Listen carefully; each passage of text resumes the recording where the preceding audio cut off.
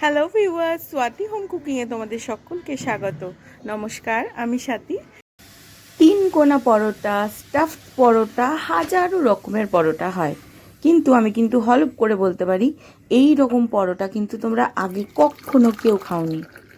আর এই পরোটা একমাত্র লাল চায়ের সাথেই কিন্তু কম্বিনেশনটা অসাধারণ লাগে।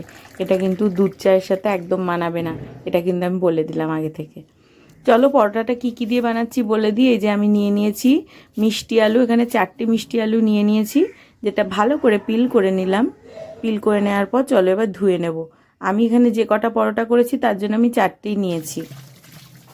ভালো করে ধোয়া হয়ে গেল। এবার তোমাদেরকে একটা জিনিস করতে হবে, সেটা হচ্ছে বাড়িতে যে গ্রেটারটা থাকে সেই গ্রেটারের যদি মিহি সাইড হয় তাহলে মিহি সাইডটা দিয়ে করবে, নাহলে আমার মতো এরকম ছোটো সাইজের গ্রেটার দিয়ে একদম মিহি কিমা করে নেবে। আর মিষ্টি আলুতে একটু আয়রনের পরিমাণটা বেশি থাকে, তো তার জন্য এই গ্রেট করতে করতে একটু লালচে ভাব চলে এসেছে। চলো মিষ্টি আলু গ্রেট করা হয়ে গেল। এরপরে 1 ইঞ্চি পরিমাণ আদা সেই সেম গ্রেটার দিয়ে গ্রেট করে নেব। আর বিশ্বাস করো এই পরোটাটা একদম নতুনত্ব, খেতে কিন্তু খুব সুন্দর হয়েছিল। এই যে আদা আমার গ্রেট করা শেষ।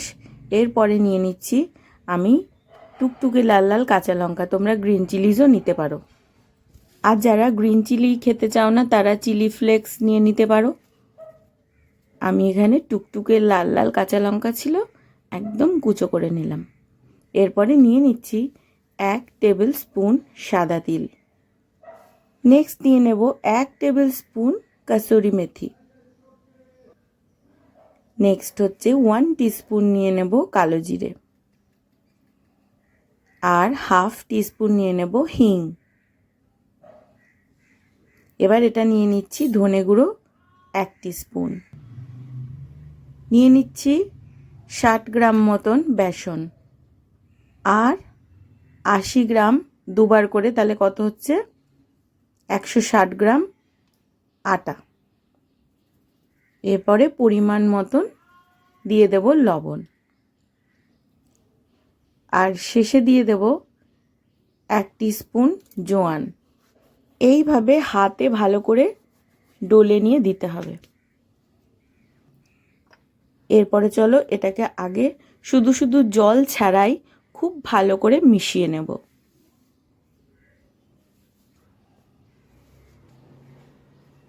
মানে যাতে কোনো লাম্পস না থাকে, এরকম করে মিশিয়ে নেব। এরপর অল্প অল্প জল দিয়ে মিডিয়াম সফট একটা ডো বানাবো, খুব সফট বানাবো না, কেননা এতে বেসন রয়েছে। অতিরিক্ত সফট বানালে বেলতেও অসুবিধা হবে, আর সেটা ভাজা হতেও মানে ক্রিস্পিনেস একদমই আসবে না, নরম নরম হবে। তাই এটা এরকম সেমি সফট বানাচ্ছি, মানে মিডিয়াম সফট। দেখো, দেখলেই বুঝতে পারবে।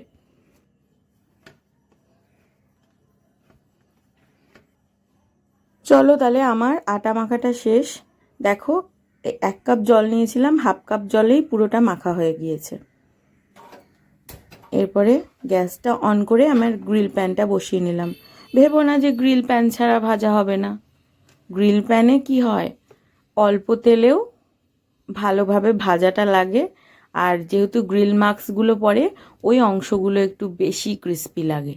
যেটা নর্মাল প্যানে সমস্ত পরোটাটাই ক্রিস্পি হয়ে যায়, কোনো নরম অংশই থাকে না। কিন্তু গ্রিল প্যানে হচ্ছে এই সুবিধাটা যে গ্রিল মার্কসগুলো বেশি ক্রিস্পি লাগবে, আর মাঝের যেগুলো গ্রিল প্যানের সাথে ঠেকে না সেই জায়গাগুলো একটু সফট লাগবে। মানে বেশ ভালো একটা কম্বিনেশন। এবার ভালো করে প্যাড়া কেটে নেব, দিয়ে ভালো করে বেলে নেব। আমি খুব মোটা করে বেলবো না, পাতলা করেই বেলবো। আবার খুব পাতলাও করব না, মানে মিডিয়াম, যেরকম রুটি বেলো সেইভাবেই বেলবে। আর আমি এখানে পরোটার মতো কোনো ভাঁজ দিইনি। যারা পরোটার মতো ভাঁজ দিতে চাইছো তারা কিন্তু মাঝে একটু তেল দিয়ে তবে এ করবে। আমি এখানে একটু হেলদি পরাঠা করতে চাইছি, আমি তেল দিয়ে ময়ান দিইনি, আর গ্রিল প্যানে ভাজছি। মানে খুব বেশি তেল কিন্তু এই পরাঠা সোক করবে না, আর চায়ের সাথে অনবদ্য লাগে। হয়ে গেছে, এবার ভাজাভাজির কাজ। ভাজার জন্য আমি সানফ্লাওয়ার অয়েল ইউজ করছি। গ্রিল প্যানে প্রথমে ছড়িয়ে দেবো সানফ্লাওয়ার অয়েলটা, এরপর মিডিয়াম হাই হিটে উল্টে পাল্টে মনের মতন করে ভেজে নেব। তবে কে কেমন পরোটা খায় সেটা তার উপরে নির্ভর করে। যে একটু বেশি মচমচে খেতে চায় সে একটু অনেকক্ষণ সময় নিয়ে উল্টে পাল্টে ভাজতে থাকে, যে মিডিয়াম খাবে সে অল্প শেখেই খেয়ে নেবে, এই রকম আর কি। এটা সম্পূর্ণ তোমার নিজস্ব চয়েস যে তুমি কি ধরনের ক্রিস্পিনেস চাইছো পরোটাতে।